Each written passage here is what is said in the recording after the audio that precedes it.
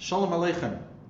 And today we're learning a nekuda of a sicha of Tetzave Aleph, magnificent sicha, a Rashi sicha, a bit of a diktuk sicha, and you might say a bit hard to follow, but fascinating.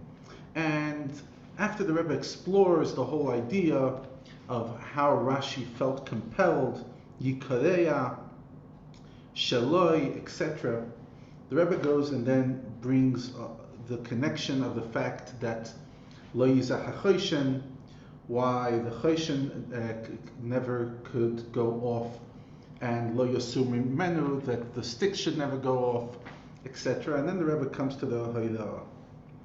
Just a mind-blowing Haydah. And I want to explore specifically what the Rebbe says in Ara 51. The Rebbe says, what's taka the reason that, and this is such a beautiful vart to share the Shabbos meal, a beautiful emes to share the Shabbos meal. What's taka the reason that the Badim cannot leave the Aron? The Chinuch says, because we might have to go quickly, l'shum makim, to any space quickly, and maybe because of the chaos and the quickness, we won't be able to check to see if it's in strong enough. But when they're ready, constantly, that will make sure that it's solid and you'll have the time to focus to make sure it's okay. What's Torah? In the Aron, there was the Luchis, which is Torah. In the words of the Chinuch, Ha'aron, Mishkan HaTorah, it's the Mishkan, it's the residence of the Torah. So even a Yid who learns Torah is Ha'aron.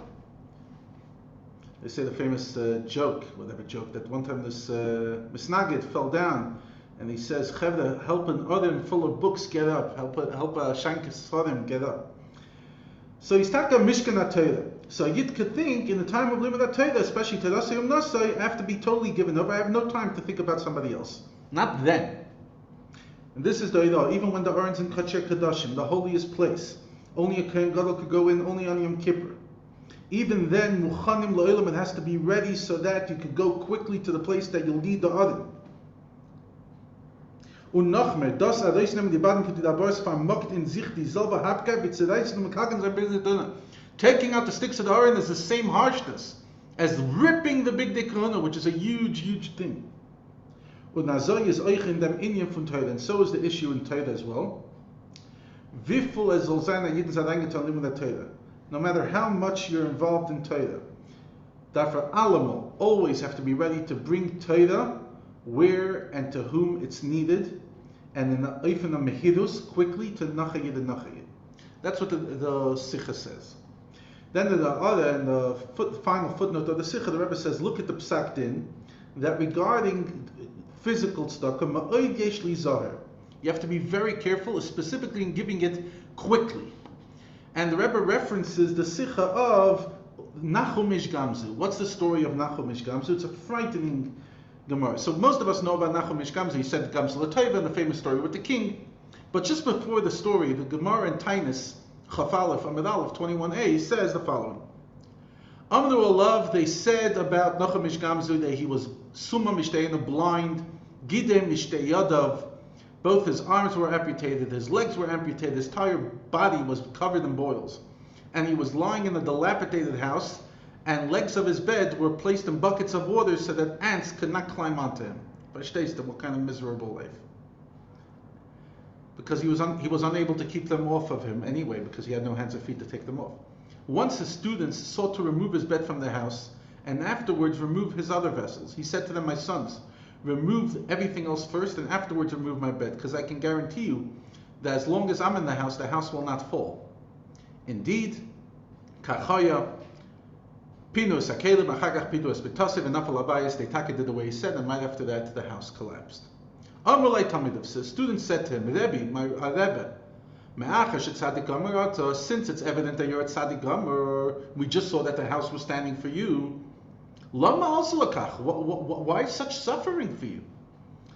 Amar lehem, he says, Banai, ani the garamti latzmi. My sons, I brought it onto myself.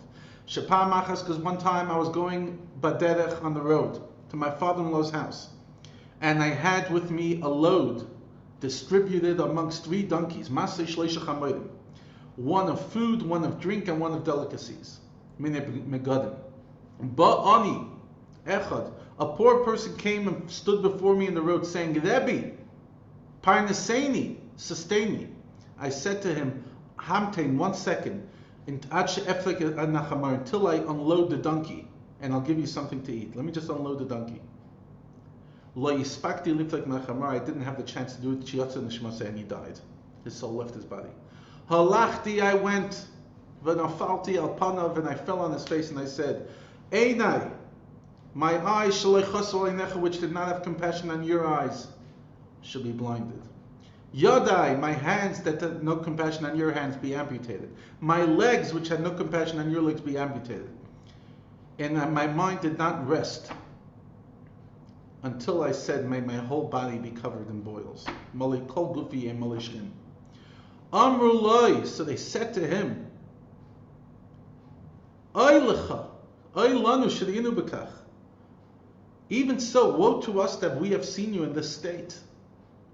Amar lahem oilim ve'loidi yisunu bekach. He said, woe to me if you had not seen me in this state. As this suffering does tshuva, does kapara for me. What do you see from the story? That you have to be Zadeh. Says the Rebbe in the final part of the other, especially that we know that Shulchan Aruch is not a storybook, it's a psak din. And the fact that the Shulchan Aruch brings a reference to the story of Nachum Ish Gamzu, Omer Darsheni, it's coming for us to explore. And what's the exploration? To remember that to help another Yid in an unbelievable quickness. And all I could think about as I speak to you at this moment is that today's Hayom Yom. I'm recording this on Thursday, the Parshas Tzuma, Vazak Terebeda.